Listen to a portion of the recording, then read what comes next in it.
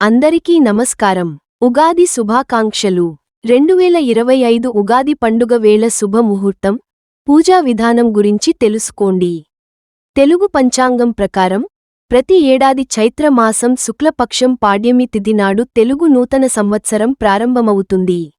ఈ ఏడాది మార్చి 30వ తేదీ ఆదివారం రోజున ఉగాది పండుగ జరుపుకోనున్నారు.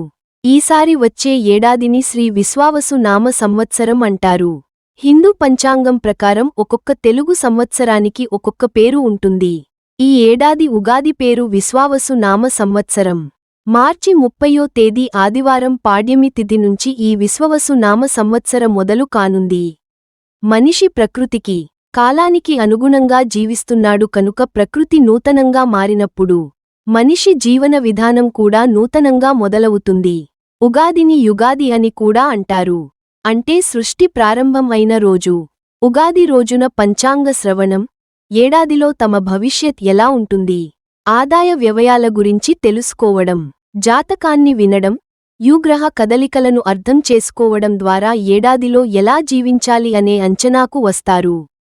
2025 సంవత్సరానికి శ్రీ విశ్వావసు నామ సంవత్సరం అని పేరు. ఈ కొత్త ఏడాదిలో అనేక మందికి శుభ ఫలితాలు రానున్నాయి. ముఖ్యంగా వ్యాపారులకు మంచి లాభాలు వచ్చే అవకాశం ఉంది. మీ కుటుంబ జీవితంలోనూ సంతోషంగా ఉంటుంది.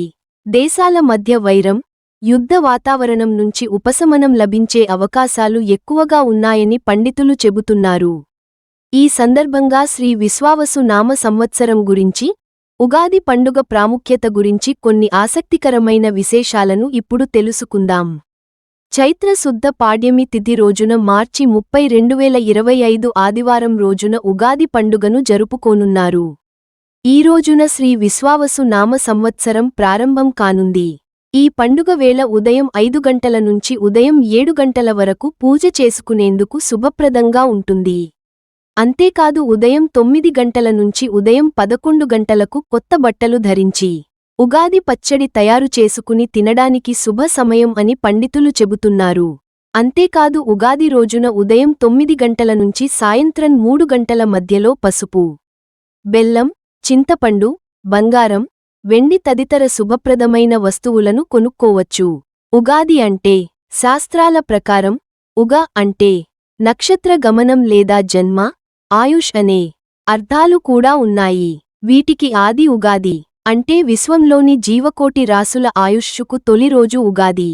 ఇంకో కథనం ప్రకారం యుగం అంటే 2 లేదా జంట అని అర్థం. ఉత్తరాయణ, దక్షిణాయనాల మధ్య సంయుతం యుగం, ఏడాది కాగా ఈ యుగానికి ఆది ఉగాది అవుతుందని పండితులు చెబుతున్నారు. అంతేకాదు ఉగాది నుంచే వసంత ఋతువు ప్రారంభమవుతుంది. పురాణాల ప్రకారం నారదుడి 60 మంది పిల్లలు 60 సంవత్సరాలుగా కాలచక్రంలో తిరుగుతుంటారని విష్ణువు వరం ఇస్తారు.